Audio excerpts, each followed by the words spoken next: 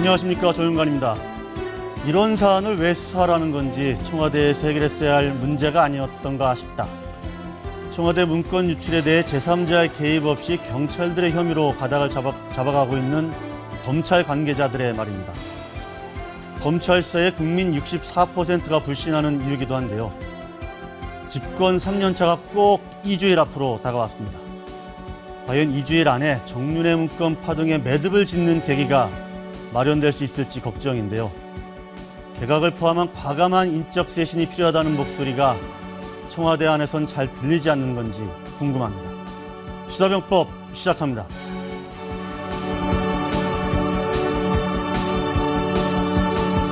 정력으로 전인 미답의 험난한 초행길을 헤쳐오신 위대한 혁명가의 가장 빛나는 한생이었으며 조국과 인민을 위하여 모든 것을 다 바치신 절세 이 시각 조선중앙TV가 김정일 3주기를 맞이해서 김정은의 금수산 태양궁전 참배 모습을 지금 라이브 생중계로 보내고 있습니다. 부인 이설주도 동행을 했다고 하고요. 초강도 강행군길을 끊임없이 김영남, 최룡해, 황병서 등 북한 최고 지도부들도 태양궁전 참배에 동행을 한 것으로 그렇게 보도가 되고 있습니다. 역시 사망설이 제기됐던 고모 김경희의 모습은 안 보인 것으로 그렇게 지금 보도가 되고 있습니다. 우리 혁명의 가장 어려운 시기에 반제 반미 대결전을 현명하게 이끄시어 오늘이 딱 인민의 김정일 주체의 사회주의와 김정일 3주기, 꼭 3주기가 되는 날인데요. 아마 이번 3주기를 계기로 해서 김정일 탈상을 끝내고 김정은의 홀로서기로 북한 체제가 흘러갈 수 있을지 관심이 집중되고 있고요. 북한 노동신문은 김정은이 바로 백두산 대국이다, 이렇게 보도를 했습니다. 김정은이 백두산 대국이다, 바로 김정은이 북한 그 자체다, 이런 얘기인데요. 아마 김정은 탈상 3년을 계기로 해서 김정은의 홀로서기로 간다, 이런 메시지를 대내에 천명하는 것 아닌가, 이렇게 보여집니다. 관련 영상이 들어오면 다시 보내드리겠습니다. 특출한 민족사적 업적입니다. 박지만 회장이 나한테 증거 서류를 보여주겠다, 이렇게 얘기를 해서 내가 그럼 보여달라. 그랬더니 이틀 후에 보여주겠다. 그래서 기다렸습니다. 기다리다가 그냥 법적으로 할 수밖에 없다, 이렇게 통보를 했습니다. 제가 박지만 회장을 만나보고 와서 박감천 경장한테 연락을 했죠. 진짜 내가 미행한 근거가 있느냐. 자신은 그런 거 한 적이 없다고 얘기하더라고요. 그런 얘기 한 적도 없고 그런 거 조사한 적도 없다. 원래 비서장으로 하시면서도 박지만 회장하고 뭐 좀 안 좋으신 게 있어요? 전혀 그런 게 없었습니다. 그래서 제가 보고가 왔거든요. 저도 상당무계합니다. 미행한 것이 사실이라면 유튜브에 운전사에 증거자가 있다고 하는데 사실입니까?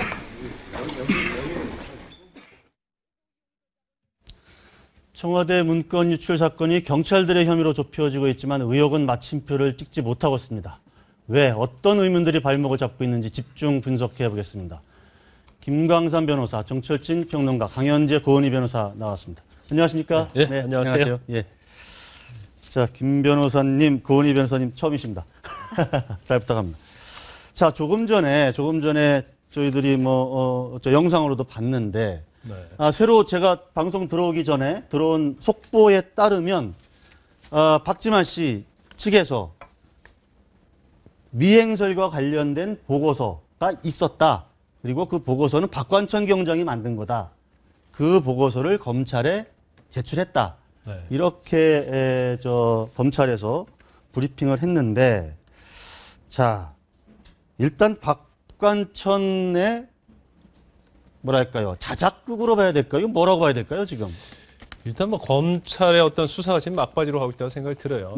어떻게 보면 이제 세계 시사저널에 대한 부분하고 세계일보에 대한 명예훼손 부분, 그것이 이제 아직 결정은 나지 않았지만 결론적으로 검찰의 수사 결과는 결국 문건은 허위다. 네. 그런 내용으로 가고 있는데 네. 또 이 과정 중에서 그런 검찰의 수사 결론에 이르면서 약간의 어떠한 이제까지 우리가 생각했던 7인회의 어떤 박지만 네. 회장 그리고 정윤회 씨하고 어떤 암투 그런 것들이 네. 어떻게 보면 박지만 회장이 검찰에 출두하면서 예. 마치 이제까지 그런 의혹들이 마치 해결이 되는 것처럼 모양새를 보이고 있단 말이에요. 그런데 네. 이게 과연 예. 박지만 회장이 이것을 더 이상 네. 이렇게 확대되고 끌고 가지 않기 위해서 그런 것인지 네.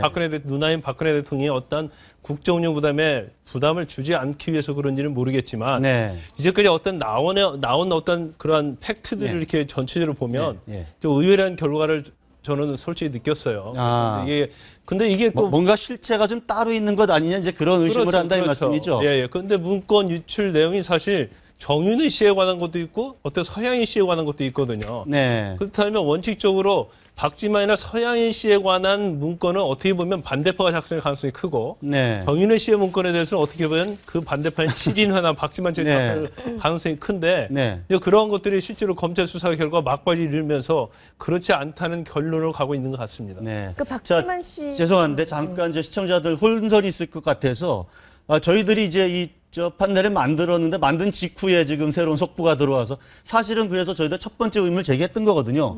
검찰에 제출하는 다른 뭔가가 있느냐 이렇게 한번 저희들이 물어보려고 했는데 결과적으로는 검찰이 제출했습니다. 아는 게 아니고 제출한 박지만 씨가 갖고 있는 미행 보고서는 있습니다. 있고 현재 검찰에 제출은 된 거고요. 자, 말씀하시죠. 예. 그러니까 박지만 씨의 언행도 저는 좀 납득하기가 어려운 측면이 있다라고 보는데요. 왜냐하면 우리가 언론에서 그 시사저널이 정윤회 씨가 박지만을 미행했다. 그다음 자세하게 또 구체적인 얘기도 했죠. 오토바이 기사다. 게다가 뭐 자술서가 있다. 이런 여러 가지 보도들이 있으면서 사실 그 후에도 언론이 이것은 기정사실인 것처럼 만들어 왔어요. 그러면 그 긴 시간 동안 정윤회 씨가 박지만 씨를 미행했고 오토바이 기사가 있고 자술서도 받아놨다라는 것에 언론에서 계속 얘기할 때는 아무 말도 안 하고 가만히 있으면서 그 의혹만 붙이기 더 확대되게 만들다가 근데 검찰이 출두해가지고는 자기는 오토바이 기사 본 적도 없고 자술서 받은 적도 없고 뭐 미행을 당한지도 확인한 바가 없고 이렇게 해버리면 이거를 국민들이 또 이해하기가 도대체 어떤 기준에서 이해를 해야 될지가 또 좀 의아한 거죠. 근데 또 미행 보고서는 있어서 제출을 했다. 이게 또 역시나 박관천 경정이 맞는 거다라고 하면 결과적으로 모든 수사가 지금 박관천 어제 체포됐잖아요. 박관천 정도 체포되고 한모경위가 또 제2의 유출을 한 것으로 그냥 이렇게 정돈만 되고 많은 수순을 계속 밟고 있거든요. 그러니까 박지만 씨가 도대체 그동안은 왜 침묵을 했는지. 왜 침묵을 해서 이렇게 의혹이 눈덩이처럼 커질 때까지 가만히 있었는지. 아까 말씀하신 대로 피보다 진한 물이 아니라 피는 물보다 진했기 때문에 누나인 대통령에 대한 부담 때문에 뭔가를 좀 다 이야기하지 않은 게 있을 것 같다. 뭐 이런 말씀. 일단 명확히 하기 위해서 자술서하고 지금 이제 박지만 씨가 제출했던 박관천 작성 미행 문건 보고서하고는 일단 다른 건데요. 제가 이런 생각을 잠깐 해볼 수가 있을 것 같습니다. 저 박지만 씨 미행 문건에 혹시 박관천 경장이 이제 작성을 하면서 그 해당 미행자가 이러이러한 사람이고 내가 자술서를 받아놨다라는 거 누구도 자술서를 확보해. 혹시 이런 내용이 있지는 않았을까라는 생각까지 조심스럽게 충분히 상상해 볼 수 있죠. 그러니까 아마 박지만 씨가 그 보고서를 받아보고 미행해 그리고 자술서는 누군가 또 갖고 있어. 그랬을 수도 있을 가능성은 분명히 있습니다. 지금 문건도 확인이 되지 않고 있어서 하지만 가능성을 한번 생각해 보자. 자, 더 궁금한 거는 사실은 이제 박지만 씨가 좀 격앙케 했던 그 세계일보를 통해서 받았다는 그 문건, 박지만 씨 부부와 관련된 문건 아니겠습니까? 이제 거기에 대부분이 서양희 변호사와 관련된 내용이었다 이렇게 좀 알려져 있는데, 자, 고 변호사님 서양희 변호사 뭐 같은 법 쪽에 있으니까 좀 어떻게 선배가 되시나요? 어떻게 되십니까? 저보다 선배님이시고 실제로도 한번 뵌 적이 있는데 제가 그분에 대해서 기억이 나는 거는 이렇게 뭐랄까 눈빛이 굉장히 살아있고 야망이 여잔데도 야망이 느껴지는 눈빛이었어요. 그래서 이 문건에 대해서 저도 참 궁금했는데요. 사실 이제 뭐 만통 올케였나? 죄송합니다. 용어가 만사 올통이라 해서 죄송합니다. 그런 용어가 있을 정도로 이제 대선 전에 활발하게 활동을 하다가 또 그 이후에는 변호사로서 활동을 하지 않았는데요. 5월달에 서양이 보고서의 대부분의 내용이 뭐 변호사에 관련된 수입 얘기, 그 다음에 삼화저축은행 뭐 퇴출에 관해서 그런 구조 운동을 했다. 여러 가지 뭐 그 다음에 전혀 경력이 없었던 변호사가 언제부턴가 LAG, 뭐 한국토지공사라던가 이렇게 크고 굵직한 곳들로부터 고문 변호사가 되었다. 이런 많은 부분에 대한 의심이 담겨 있지 않을까 그런 생각이 들고요. 이 부분이 그래서 박지만을 경록해 했기 때문에 뭐 그렇게 추측이 됩니다. 네. 일단은 그 양이 많지 않습니까, 강 변호사님? 128쪽이나 되고 그렇다면은 이제 지난번 정윤회 문건은 딱 세 쪽 아니었습니까? 그러니까 아마도 정돈되지 않은 어떤 그 관련된 모든 자료의 모음이 아닐까 이런 생각도 좀 해보는데. 그러니까 지금은 그 전체적인 문건이 도대체 어떤 내용을 담고 있느냐가 정리돼서 지금 밝혀지지 않고 있잖아요. 그러니까 서양희 씨 문건이라고 말하는 것도 정말 서양희 씨에 대한 내용만 100페이지가 넘는 페이지가 있는 것인지 사실 좀 확인이 안 된 측면이 있는 것 같고. 근데 서양희 씨 같은 경우에는 이제 저보다는 3년 선배시고 저는 개인적으로 한 2번 정도를 봤는데 그 2004년에 결혼하셨잖아요. 그러니까 그렇죠. 결혼할 당시가 이제 변호사 3년 차셨어요.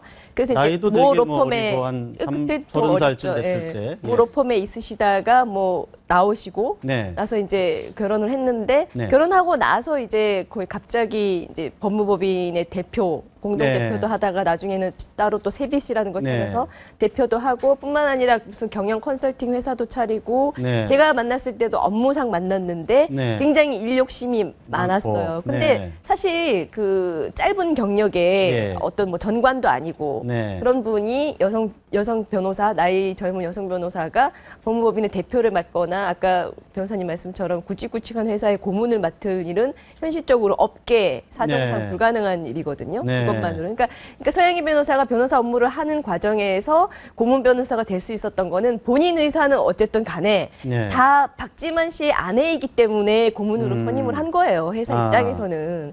그러다 보니 그 과정에서 사건 수임하면은 또 거액의 돈을 받았을 것이고 이런 것들이 다 문제가 될 소지가 있다라고 해서 조사를 했다면 그 정도의 뭐 페이퍼가 나올 수. 어쨌든 이제 대선 때 이 좀 문제가 될 수 있다고 해서 결국은 그 세빛 변호사직을 사퇴를 하지 않았습니까? 대선 직전에 그렇게. 사퇴를 했고 박지만 씨 주장 그때 이후로 지금 변호사 업무를 하지 않고 있다. 홍콩으로 갔죠.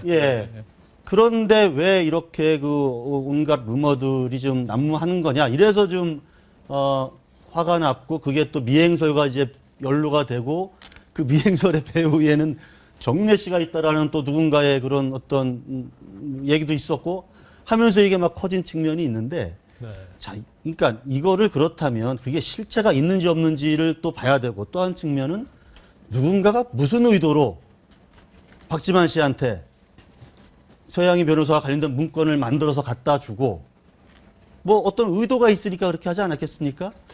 박지만 씨와 정윤회 씨를 좀 뭐랄까 이간시키려고 한 어떤 세력이 있었다고 봐야 될까요? 뭐 어떻게 보십니까? 이게 여러 가지인데 굉장히 의혹이 많고요. 상당히 좀 헷갈린 부분이 있습니다. 아마 시청자들도 헷갈리고 패널들도 헷갈린 부분이 굉장히 많이 있을 거예요. 서양희 씨에 관한 것은 이제 그 강 변호사님이 얘기했지만 2012년 4월 이전에 굉장히 왕성 활동을 했어요. 어떻게 보면 일단 뭐 스펙이 없는 변호사인데도 불구하고 9개 정도 큰 회사에 법률 고문 또는 아니면 사회이사를 했거든요. 더군다나 뭐 30억짜리 뭐 경영 컨설팅 회사도 뭐 설립해서 하고 뭐 또 20명 정도 거느린 뭐 세비시라는 뭐 로펌도 만들어서 한 걸 비춰보면 뭐 그 결혼 2004년 결혼 이후에 굉장히 잘 나간 건 맞는 거죠. 맞는데 지금 조금 우리가 조금 의혹적인 게 뭐가 있냐면 정윤회 씨에 관한 문건도 박관천 경쟁이 작성했다는 거 아닙니까? 그리고 또 서양희 씨나 박지만 씨라는 문건도 지금 박관천 경쟁이 작성한 것처럼 다 되어 있는데 그렇다고 하면 박관천 경쟁의 정체가 뭐냐는 거죠. 우리가 그냥 볼 때는 뭐 정윤회 씨의 문건은 어떻게 보면 정윤회 씨를 갖다가 어떤 권력 암투 과정에서 어떤 7인회나 박지만 씨 쪽이 작성했다고 처음에 다 생각할 수 있는 것이고 또 그 다음에 7인회에 관한 뭐 그런 것들이랄지 서양희 씨랄지 박지만 씨에 관한 문건은 또 정윤회 씨나 아니면 그걸 견제하려는 그런 상대가 또 했을 거라고 그렇게 추측할 수 있는데 네. 지금 검찰의 수사의 결론을 쭉 보다 보면 정윤회 씨 문건은 이제 허위라는 결론이 나오고 있고 네. 또 박관천 경장이 거기서 굉장히 개입을 했는데 네. 그렇다 한다면 여기서 청와대의 또 다른 그게 과연 우리가 생각할 때는 오히려 박지만 씨의 반대세력이 작성할 것이라고 생각했는데 오히려 그게 아니고 박지만 씨를 이용하려는 그러한 세력이 박지만 씨에 그걸 전달을 하고 박지만 씨로 하여금 뭔가 청와대나 문화인 박근혜를 통해서 어떠한 개입을 하게 하려는 그런 의도도 있었지 않나 그런 의심이 될 수 있는 거죠. 일단은 어쨌든 뭐 공직기강 비서관실에 소속돼 있었기 때문에 박관천 경정이 거기에서 뭐 일단 자기 업무를 했다 뭐 이렇게 볼 수는 있을 것 같은데. 박경정의 업무가 아무 상관없는 박지만 씨, 그냥 민간인이잖아요. 대통령의 동생이긴 하지만 민간인에게 어떤 서류를 보고할 일은 없죠. 아니, 근데 친인척에게 보고하진 않죠. 당사자에게. 보고한 거는 이제 문제가 되죠. 대통령이 보고해야 되는 거죠. 보고한 거는 문제가 되는데. 그러니까 이 권력 암투라는 게 법적으로 뭐 검찰이 수사할 수 있거나 또 검찰이 수사해서 형사 처벌이 어떻게 된다 뇌물을 받지 않은 이상은 그렇게 할 수 있는 부분은 아니지만 내부에 대통령을 배제된 상태에서의 권력 암투는 있었다라고 볼 수밖에 없는 거죠. 왜냐하면 박지만 씨에게 그 서류를 준 박관천 경정 위에 조홍천 전 비서관이 있었고 이 조홍천 전 비서관이 또 박지만 씨랑 잘 아는 사이인 거잖아요. 게다가 지금 문고리 3인방하고 사이가 안 좋은 건데 이 문고리 3인방은 애초에 정윤회 씨가 데리고 온 사람들이고 그러니까 정윤회와 박지만 라인으로 해서 밑에서의 서로 간의 견제와 뭐 약점이 될 만한 거를 서로 정보를 수집하고 그걸 또 보고하고 하는 것들은 있었던 거죠. 박관천 경정이 자기 혼자 만들었을 일은 없고 자기 혼자 만들어서 자기 혼자 박지만 씨 위에 상관이 있었기 때문에 조홍천 비서관의 어떤 지휘 아래 문건도 작성하고 또 예를 들어서 박지만 씨한테 건네줬다면 건네준 것도 박관천 경정이 혼자의 판단 아닐 거다 지금 이런 말씀이신데 서양이 문건이 약간 좀 시기가 잘 와닿지가 않는데 실은 이제 청와대에서는 이번에 뭐 문건들을 다 거의 뭐 증권가 정보지 수준으로 파악을 하고 있지 않습니까? 뭐 그런 파악에서 보면은 서양희 변호사가 많이 등장했던 게 한 2010년, 11년 정도에 그때가 제일 많이 나왔죠. 그렇죠. 저축은행 관련돼 있을 때가 이제 많이 서양희 변호사 이름이 나왔었고 제 기억으로는 한 2013년 뭐 이때부터는 거의 그 이름을 못 봤던 기억이 나는데 이번에 경록해한 내용이 뭐였을까? 그러니까 박관천 경정이 작성했다고 하면 어떤 내용이 담겼을까? 그 부분은 제가 잘 파악을 안 되고 있어요. 그러니까 그 이전 거가 아니라 그 이후 거일 텐데 이후에 서양희 변호사의 어떤 행적과 관련된 뭔가가 담겨 있을 거다 지금 그런 말씀이시죠. 그래. 근데 그 이전 거에 대해서는 뭐 그러니까 경록해 했다. 그러니까 이 부분에서 이것도 좀 궁금해요. 세계일보는 그러니까 정윤회 문건도 있었고 이 이른바 박지만 서양희 문건도 있었는데 정윤회 문건은 보도하고 서양희 박지만 문건은 보도를 안 하고 이제 그 기자가 가서 좀 보여줬다는 거 아닙니까 박지만 씨 측에? 그건 왜 그랬을까요? 그것도 좀 궁금한데. 뭐 정보의 가치에 물론 차이는 있겠지만. 부 변호사님 어떻게 보세요? 네. 이 부분에 관해서는 뭐 아까 말씀드린 대로 사실 서양희 변호사가 아까 말한 2013년 이후에 나온 경록해 할 만한 정보가 전혀 없었기 때문에 이것이 만약에 유출되었을 때의 파장이 지나치게 크지 않았을까. 그래서 세계일보 측에서도 어느 정도의 문건들이 여러 개가 왔지만 어떻게 보면은 다 가지고 있는 카드 중에 하나를 골라서 내놓은 거지 않습니까? 근데 그 카드가 뭐 정말 세상에 꺼낼 수 없는 것일 수도 있고 아니라면은 뭐 뭔가 없기 때문에 의혹은 더 커지고 부풀려지는데 알고 보면은 뭐 지난 일에 대한 되풀이거나 뭐 회연을 키우고 있다 이런 얘기일 수도 있고 어찌됐건 정윤회 문건을 공개를 해야 뭐 가장 더 뭐 이슈를 받는다던가 신문사에 이득도 있었기 때문에 그 부분을 유출을 한 것이 아닐까 이렇게 개인적으로 생각합니다. 자, 그런데 지금 그 불장난 운운 하면서 사실 좀 저 진짜 실세 맞다 이렇게 그 느낌을 줬던 정윤회 씨는 그 뒤로는 이제 기자들 연락도 안 되고 지금 뭐 전화기는 꺼져 있는 상태거든요. 왜 침묵하고 있는 걸까요, 강 변호사님? 그러게요. 불장난한 사람을 다 밝혀낼 것이다라고 하면서 뭐 기세 등등 했던 것 같은데 지금은 이 정윤회 씨라는 이 이름 석자와 관련된 이 모든 사건들이 빨리 종결되는 분위기예요. 정윤회 본인을 포함하여 본인은 뭐 아직 뭐 더 하고 싶은 말이 있고 뭐 억울한 게 있고 그럴지 모르겠는데 정윤회 씨 본인 자신에 대해서도 지금 이 수사는 빠르게 좀 종결되면서 더 이상의 잡음을 계속 검찰에 제공한다든지 하는 것이 지금 좀 불가능한 일처럼 분위기가 돌아가고 있거든요. 혹시라도 청와대에서 어떤 경고나 사인 같은 게 가지 않았을까요? 저는 갔을 거라고 생각해요. 저는 그게 안 간다면 더 이상한 거죠. 저는 오히려 침묵으로 보기에는 조금 이른 시점이 아닐까 이런 생각이 들어요. 왜냐하면은 정윤회가 침묵을 한다고 느낀 것은 이제 정윤회가 검찰 조사를 더 이상 나왔지 않았기 때문에 뭐 불장난을 하는 것이냐 이런 말을 할 기회 자체가 없었던 거고 박지만의 태도는 상당히 조용히 말을 아끼는 태도였지만 정윤회의 경우에는 굉장히 불장난을 누가 했느냐 마치 가만두지 않겠다고 호령하는 입장이었거든요. 그래서 오히려 지금 침묵하고 있다고 해석을 할 수 있는 거고 지금 검찰 측에서는 박경정에 대한 자료가 드러나면서 조응천과 정윤회에 대해서 다시 소환할 방침을 보이고 있거든요. 그래서 앞으로의 정윤회의 태도가 더 기대되는 부분입니다.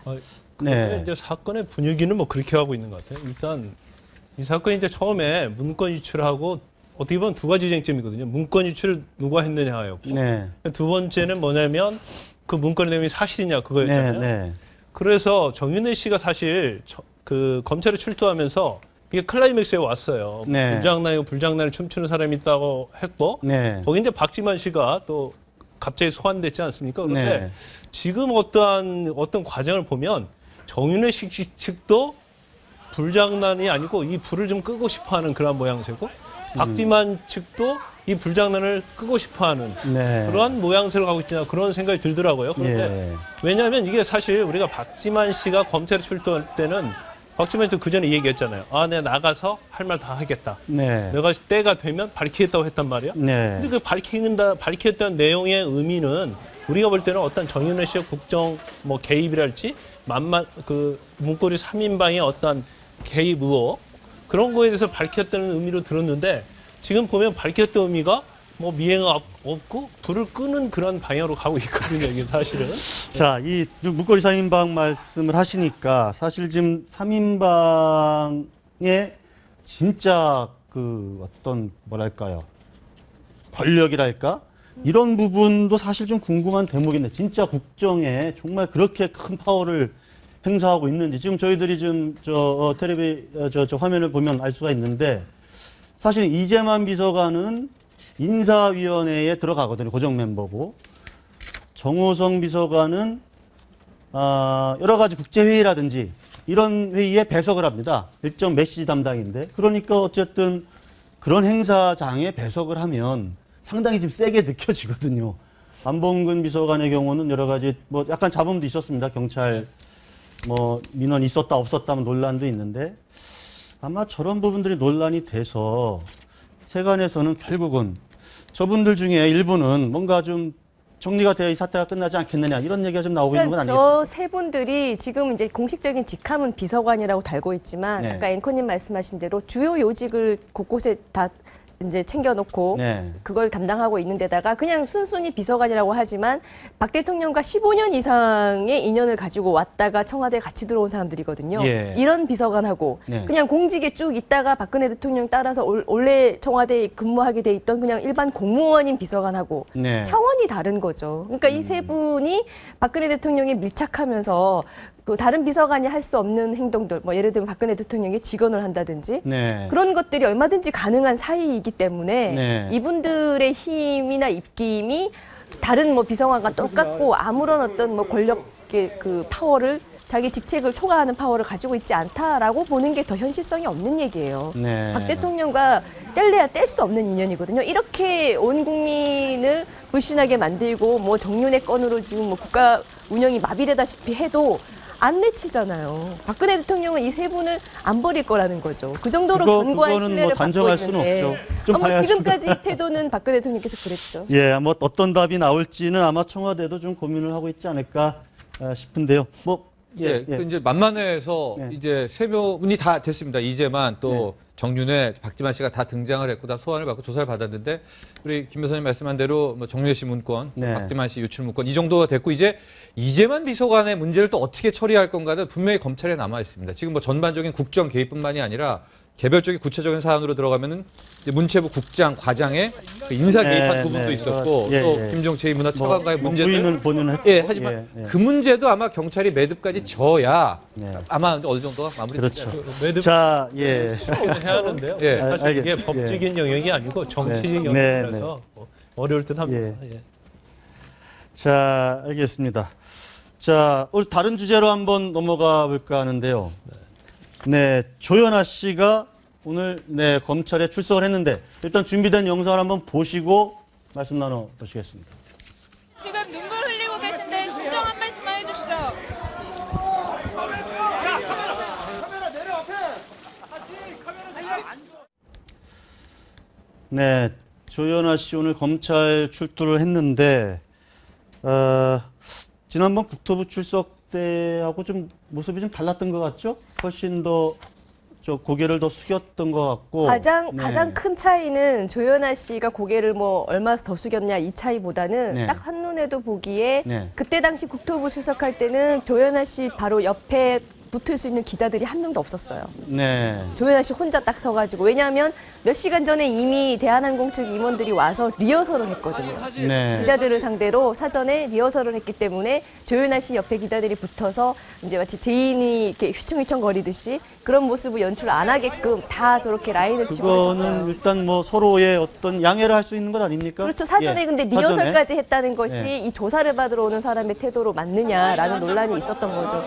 지금은 화면을 보시면 오른쪽이 지난번 국토부 출석할 때고요, 그죠? 왼쪽이 오늘 검찰에 출두하는 모습입니다. 그러니까 오히려 국토부 조사에 출석할 때는 조연아 씨가 대한항공 임원 40명 가까이의 비호를 받으면서 나온 측면이 있고 지금은 이제 완전히 어떤 그런 비난을 고려해서 그런 거 없이 지금 출석을 한 것 같아요. 일단은 지금 검찰 조사는 혐의가 있는 것이고 뭔가 처벌을 전제로 좀 조사를 하는 거일 텐데 이 정도 사안이면 지금 구속 사안이라고 봐야 됩니까? 아니면 이게 너무 좀 여론이 막 들끓어서 다른 사안이면 구속까지 될 사안이 아닌데 막 구속하라는 여론이 막 들끓는 건지 일종의 여론 재판을 몰고 가는 건지 그거 어떻게 봐야 될까요? 일단 저는 이 사건 내용을 보면서 대한항공에서 사실 처음에 조연아 지키기에 나섰죠. 그런데 어설픈 조연아 지키기가 결과적으로 조연아를 지키지 못한 것이다. 그렇게 보고 있는데 일단은 혐의 사실에 대해서는 다 아시겠지만 폭행이나 협박이 있었느냐 부분이고요. 첫 번째가. 두 번째가 어떤 탑승 게이트로 돌아간 것이 항공보안법 위반이나 업무방해 되느냐 문제고 그다음에 이제 사무장 집에 찾아가서 사실 증거인멸을 시도했거든요. 그래서 거기에 과연 임원 말고도 조연아가 정말 조연아 전 부사장이 개입을 했느냐가 쟁점인데 이게 전체적으로 인정이 된다 하면 이게 상당히 죄질 불량하죠. 그래서 이제 구속영장 청구가 가능성이 있지만요.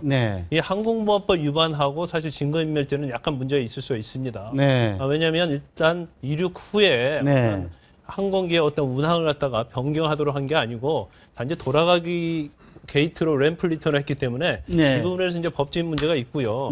그다음에 마지막으로 이제 증거인멸 부분에 대해서는 대한항공 임원들이 가서 증거인멸 시도를 한 건 맞는데 그걸 과연 조연아가 교사를 한다거나 과연 공모를 했느냐 거기에 대한 증거는 사실 여러 가지 힘들 거예요. 법적으로 여러 가지 좀 미세하고 세밀한 그런 부분들이 있는데 그런데 국토부가 조사를 해서 검찰에 이제 고발을 했잖아요. 고발을 했는데 정작 알맹이는 쏙 빼고 고발을 했다.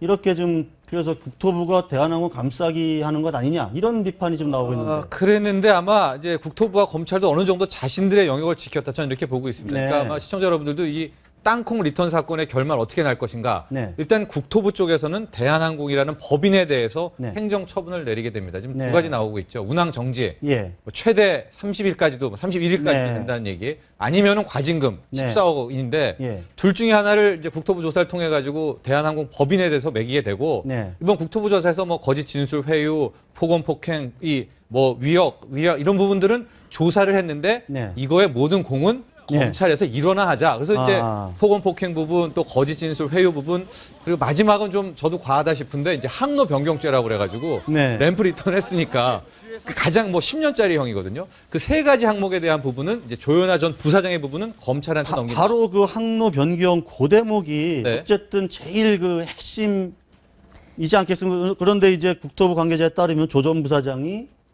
승무원과 사무장에게 비행기에서 내려라, 하기해라 이렇게만 했지 비행기 돌려라 이렇게는 말하지 않았다. 그게 지금 또 이제 뭐 화두가 되고 있는데. 예, 예. 그게 지금 뭐랄까 이 아주 중요한 알맹이가 아닐까 싶은데 고 변호사님 어떻게 보십니까? 저게. 네, 일단은 국토부 관계자의 말에 따르면은 조현아 부사장의 같은 경우에는 비행기에서 내리라고는 했지 돌리라고는 안 했다. 그래서 네. 마치 이 지금 가장 무거운 항로 변경죄 부분을 좀 빠져나가려는 듯한 인상을 주고 있어요. 네. 그래서 이거에 관해서는 뭐 아까 말했듯이 뭐 술은 마셨지만 음주운전은 안 했다.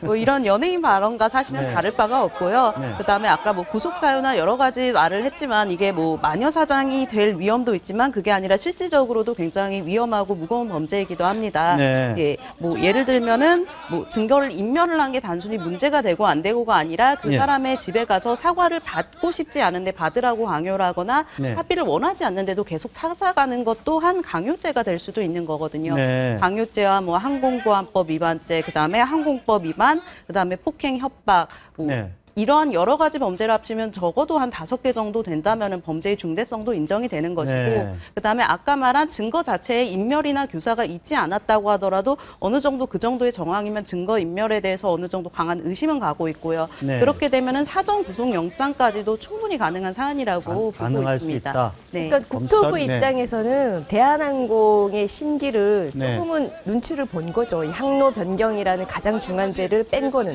네. 왜냐하면 국토부가 이 항로 변경죄에 대해서 검찰에 고발을 한다고 해서 검찰이 바로 기소를 하거나 네. 뭐 법원이 바로 유죄를 내리는 게 아니에요. 예. 국토부가 고발을 해도 예. 어차피 수사는 검찰이 해서 법리 검토도 검찰이 할 거거든요. 네. 그러니까 굳이 고발해서 뺄 필요도 없는 거예요. 네. 근데 고발에서도 빼는 것은 자기들은 할 만큼 했다. 대한항공 측에. 네. 그런 걸 보여주기 위한 거라고 볼 수밖에 이 미국에서 이 사건 자체는 이제 미국에서 뉴욕 JFK. 예. JFK 공항에서 벌어졌는데 그렇다면 미국에서도 요 문제를 조사를 할 수가 있습니까? 법적으로? 네, 당연히 조사할 수 있죠. 미국 연방공법에서 조사할 수 있고요. 네. 도쿄 규약에 의하면은 네. 그 자국의 비행장 안에서 일어난 일에 대해서는 자국의 법을 적용할 수 있는 예. 그런 규약이 있습니다. 네. 적용할 수 있고 이게 만약 미국에서 만약에 이걸 조사하게 되면 이게 더욱더 국제적으로 좀 파장이 좀 일어날 것 같습니다. 국제적으로 좀 네, 망신이 경우에 따라서는 뭐 한 20년 예. 정도 선고될 수 있는 예. 그러한 사안으로 보고 있죠. 네, 지금 외국에서 뭐 신문, 방송 지금도 화면에 나오고 있는데요. 대한항공 관련된 사건들이 지금 외국에서도 거의 좀 화제가 지금 되고 있어요. 나쁜 쪽으로 화제가 돼서 좀 부끄럽습니다만은. 예, 네. 더 문제가 되는 것은 최근 이제 나라의 경우에는 네. 대기업 자체가 그 국가의 브랜드 이미지가 되는 경우가 많습니다. 네. 특히 대한항공의 경우에는 우리나라를 대표하는 항공사 중에 하나임이 분명을 하고 네. 항공사기 때문에 다른 대기업에 비해 외국에 노출이 되는 것도 너무나 당연합니다. 네. 그런데 이렇게 대기업의 이미지가 이렇게까지 실추가 되면은 너무 안타까운 거는 이거는 우리나라의 국가 이미지에도 정말 큰 훼손을 가져왔다는 네. 점입니다. 자, 근데 관련해서 또 다른 소식이 문희상 새정치민주연합 비대위원장이 또 2004년 10년 전에 자신의 처남을 대한항공에 취업시켜달라고 했다. 근데 실제로 한 8년 동안 76만 달러를 받았다는 거죠? 일을 안 하고? 이게 가능한 일입니까? 글쎄 또 이것도 밝혀진 게 이제 가족 간의 소송전 때문에 밝혀졌다고 네. 하는데 예. 일단 문희상 비대위원 그 원장도 네. 그러니까 바로 시인을 이제 한 것 같습니다. 예, 관련해서. 본인이 예. 뭐 조양호 회장한테 직접 뭐 부탁한 적은 네. 없다 지금 뭐 그런 얘기인데. 간접적으로 부탁한 적은 있지만 직접 조양호에게 부탁한 적 없다라고 말했는데 이 말이 아까 비행기에서 내리라고는 했지만 비행기를 네. 돌리라고 한 적 없다는 조현아 씨 말하고 똑같은 거죠. 아. 조양호 씨와 문희상 비대위원장 자체가 경복고 고교 선후배 사이고, 네. 기관이니까요. 문희상 비대위원장이 대한항공에 부탁했다는 말은 조양호 회장 통해서 부탁한 거겠죠. 그거는 뭐 부인하기 어려운 것 같고. 그러니까 이제 지금 이 사건이 드러난 게 사실은 불미스러운 가족 간의 소송이에요. 네. 남동생이 누나를 상대로 소송을 한 거죠. 네. 그 과정에서 남동생이 자기 주장을 처남이 네. 처남이 자기 주장을 하기 위해서 문희상 비대위원장이 자신의 취업을 도와줬다. 네. 그리고 8년 동안 한 8억, 하나로 8억 2천 정도의 연봉을 받았고 네. 회사에 나가서 직접 일은 하지 않았다라고 네. 했는데 일하지 않고 이 정도 연봉을 받을 수 있다는 것이 바로 인맥 통해서 들어온 낙하산이기에 가능했겠죠. 아니 문희상 비대위원장이 뭐 계작도 얘기도 했었고요. 그러니까요. 그리고 2004년이면 그때가 이제 노무현 정부 시절 아니겠습니까? 네. 당시에 문희상 비대위원장이 당시 아마 비서실장을 끝내고 국회로 돌아와 있을 시점일 것 같은데 사실 그때면 뭐 아주 좀 셀 때 아닙니까? 예, 그렇죠. 당시에는 참여정부 집권기가 맞고요. 네. 문 위원장은 이제 대통령 비서실장도 역임을 했고 네. 정보위원장과 국방위원장까지 지낸 시기입니다. 네. 그럼에도 불구하고 이제 처남에 이러한 8년간 일을 하지 않고 8억 정도를 네. 받게를 한 청탁을 하면서 아무런 대가성이 없었을까? 네. 그것에 대해서 굉장히 많은 의심이 가고 있습니다. 네. 네. 어쨌든 문희상 비대위원장 뭐 대변인 이거 전 개인 문제이기 때문에 대변인이 해명한다는 것 자체도 저는 말이 안 된다고 보는데. 원칙적으로 이제 본인의 일이지 않습니까? 예. 본인이 청탁을 당의 일도 아니고. 그렇죠. 예. 간접적으로 했든 직접적으로 했든 본인이 한 일이기 때문에 네. 이 부분에 대해서는 본인이 직접 사과를 해야 한다고 생각하고요. 네. 이게 이제 문제가 되는 게 뭐냐면 사실 뭐 굉장히 오래된 이야기이기 때문에 네. 뭐 시효 문제가 좀 있을 수 있죠. 네. 하지만 그 당시 기준으로 한다고 한다면 이게 사실 뭐 제3자 뇌물 수수랄지 그런 부분에 법적으로 문제가 충분히 법적으로도 문제가 예, 될 수 있는 부분이다. 될 수 예. 있는 취업을, 사안입니다. 예. 취업을 시켜주는 것도 뇌물에 해당하는 재산상 이익이거든요. 네. 그러니까 공무원이 뇌물을 받은 거죠. 근데 문제는 이제 가서 직접 일한 게 아니고요. 네. 일하지 않고 받았다고 한다면 네. 그것은 어떻든 간에 네. 어떤 재물을 제공한 거죠. 그렇죠. 재물을 제공한 것을 볼 수 있기 때문에 법적 문제는 충분히 있을 수 있습니다. 네, 문희상 비대위원장 빨리 뭔가 이 문제에 대해서 뭔가 좀 명확한 입장을 좀 내놔야 되지 않을까 싶습니다. 특히 모순적인 거는 네. 이제 문 비대위원장의 경우에는 비선 실세 의혹에 관해서 뭐 국정조사를 하자 이러면서 네. 연일 굉장히 강경한 어조로 나오고 있음에도 불구하고 정작 본인은 이렇게 네. 청탁까지 한 부분을 할 정도가 되는 이런 그런 비판 말을 지적들을 할 자격이 예, 있을지 잘 아마 참 의문이 갑니다. 참고해야 될 것 같습니다. 자, 세 번째 주제로 한번 넘어가 볼까 하는데요. 요즘 화제가 되는 인물이죠. 신은미 씨가 오늘 세 번째로 경찰에 출석했습니다. 관련된 영상 한번 보시고 말씀 나눠보시죠. 이제는 더 이상 저와 같은 이런 슬픔을, 가슴 아픔을 우리 모국으로부터 이렇게 냉대당하고 이렇게 저희의 진심을 알아주지 못하는 이런 씁쓸한 이런 상황이 너무나 가슴이 아픕니다. 오늘은 우리 세터민 분들이 저에게 명예훼손? 네, 명예훼손에 대한 그런 고발인가요? 오늘 잘 이제 밝히고 오겠습니다. 네, 저희가 2차 출석할 때와 3차 출석할 때 지금 비교를 해서 봤는데 조금 또 차이가 있습니다. 2차 출석할 때는 아주 막 말도 뭐 세게 하고 했는데 네. 3차 출석 때는 또 말을 조금 조심하는 것 같기도 하고요. 그런 것 같아요. 많이 좀 바뀌고 있고 지금 네. 또 얘기 나오는 게 출입국 관리법에서 지금 뭐 어쨌든 관광 비자로 와가지고 강연도 하고 이런저런 활동도 하고 있어서 그거 관련해서 정지도 당하지 않았습니까? 그러니까 네. 출국 정지도 많이 본인들 좀 조심스러워한다 그런 느낌은 분명 느끼고. 네. 자, 신은미 씨가 여러 가지 논쟁이 많은데. 저희들이 이렇게 한번 좀 분석을 해보려고 준비를 해봤습니다. 신은미 씨와 이정희 씨의 평행이론. 뭔가 분명히 다른 사람들이고, 다른데, 또 뭔가 또 약간 서로, 공통점이 좀 있는 것 같아요. 일단은 저희가 한번 정리한 건 이 정도입니다. 일단은 명문대 출신이고요. 북 3대 세습이라든지 인권 비판은 이 문제에 대해서는 입을 다물고 있고, 종북이라고 이제 막 비판을 이제 뭐 일각에서 했는데 종북 아니라 우리가 무슨 종북이냐 지금 이렇게 주장을 하고 있고 또 하나 또 흥미로운 거는 좀 결혼한 후에 남편하고의 관계 속에서 성향이 조금 좀 달라진 것 같은 그런 느낌을 좀 받거든요. 명문대라는 건 어디를 말하는 거예요? 이화여자대학교 음악. 예, 서울대와 이대죠. 예. 글쎄요, 뭐, 이 두 분, 다른 거는 모르겠지만, 두 번째 경우와 세 번째 경우는 팩트인 것 같아요. 네. 그러니까 본인들의 말에서 이 북한의 정권 자체를 비판하거나 북한 주민의 인권 때문에라도 지금 북한 정권이 이 지구상에서 사라져야 되는 그런 정권이라는 비판은 거의 공식적으로는 안 하고 있고 그러면서 때로는 북한을 찬양하는 듯한 그러니까 북한 주민에게 따뜻한 마음을 가지고 있고 동포애를 가지고 있는 거는 좋다는 거예요. 그거는 지금 우리 일반 국민들한테도 다 있어요. 그렇지만 그 주민들을 참혹하게 인권 침해를 하고 있는 북한 정권을 우리가 용납할 수 없다는 건데 이분들은 중요한 알짜는 쏙 빼놓고 북한 주민들을 동포라고 말하면서 사실상 북한 체제까지도 좀 미화시키는 듯한 언행들을 하고 있거든요. 근데 또 스스로는 절대 종북이 아니라고 주장해요. 이정희 대표 같은 경우에도 종북이라고 하면 바로 제소 들어옵니다. 그렇죠. 통진당 해산 심판에 나갔을 때도 종북이 아니다라고 강하게 주장을 하고 있죠. 근데 실제로 통진당 내부의 핵심 인사들이 한 행동은 종북으로밖에 볼 수 없는 그런 것인데 당이 당 차원에서 그럼 제재를 하고 공식적으로 안 된다라는 어떤 입장 발표도 하고 해야 되는데 그런 건 또 안 한다는 거예요. 자, 첫 번째는 약간 논란의 여지가 좀 있는 것 같습니다. 제가 볼 때도 명문대 출신의 엘리트 어디까지가 명문대인지 약간 그런데 결혼 후 성향이 급변했다. 이게 지금 신은미 씨의 남편을 이제 새로 만나고 하면서 더 이제 보수적인 집안에서 자란 보통 여성이었는데 조금 또 북한에 대해서 관심을 갖게 된 계기가 됐다 그런 거 아닙니까? 김 변호사는 어떻게 보세요? 일단 남편이 영화광이었다고 그러잖아요. 매일 한 편의 영화를 볼 정도 했는데 특히 북한 영화에 대해서 굉장히 많은 관심을 가지고 있었고 그 친북과 관련된 사람도 굉장히 그 이후에 어울렸던 것 같고요. 그래서 원래 그 남편이 신은미 씨를 상대로 해서 부를 때 꼴통 아줌마라 그렇게 불렀다고 하잖아요.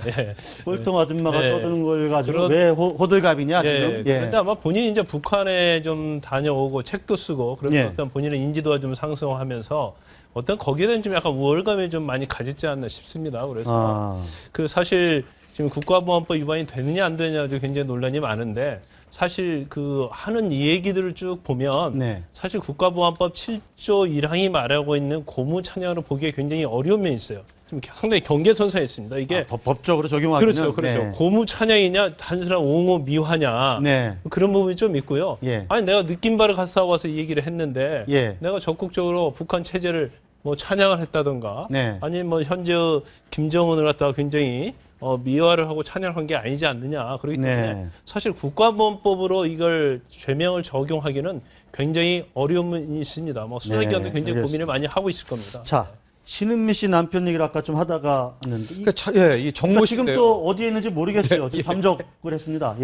저도 섣불리 말 못하겠는 게 정모 씨 밝혀진 게 SAT가 그러니까 미국에서 영어 학원 큰 영어학원 했다는 거하고 전국 재미동포 연합이죠.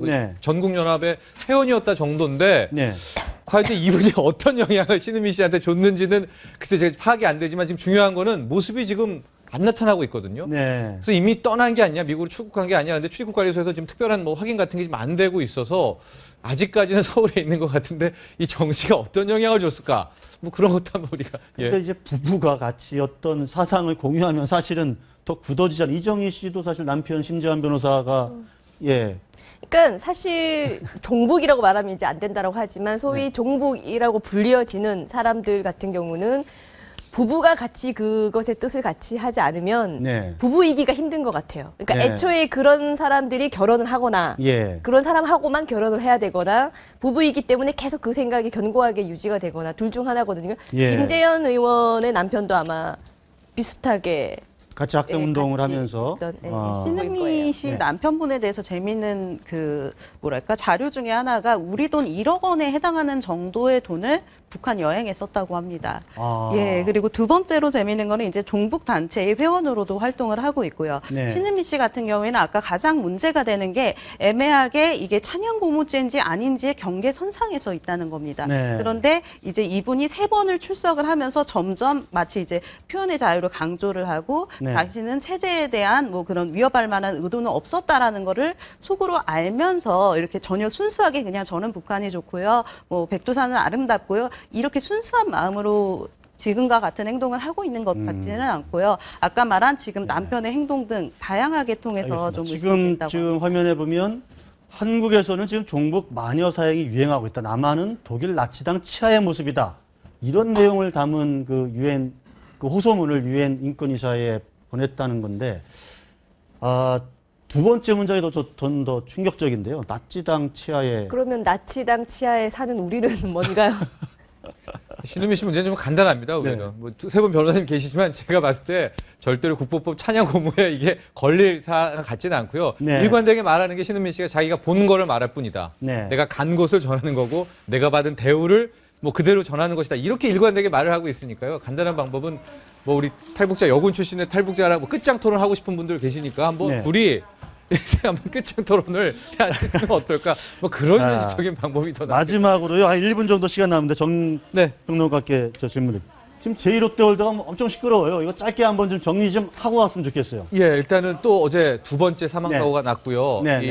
뭐 논란이 됐었던 게 바로 119에 신고를 안 하고 제 차를 이용해가지고 이제 병원에 갔다는 부분, 뭐 은폐 아니냐 의혹이 있는데 바로 오늘 또 하나 이게 뭐 대한항공 사건의 여파인지 몰라지만 롯데그룹에서 대국민 사과문과 함께 더 여기 신중하겠다. 앞으로 더 최선을 다하겠다는 얘기가 나오는데 소동량을 확실하게 좀 하려고 하는군요. 예, 근데 그렇게 해야 됩니다. 왜냐면요. 저희 롯데월드 뭐 누가 뭐라 그래도 특혜적인 부분이 있습니다. 고도 제한 이거 다 풀어준 게 MB 정부 때 있었거든요. 이 사업이 진짜 과거 김대중 정부부터 세우려고 했던 게 정말 그 노력이 이제 MB 정부 때 허가를 받고 이제 박원순 시장에 거쳐서 이제 영업 사전 승인까지 난 건데 그때 당시 뭐 활주로까지 바꾼 그런 분이니까 롯데 측은 뭐 아쉽더라도 더 열심히 해야 된다는 측면이 있습니다.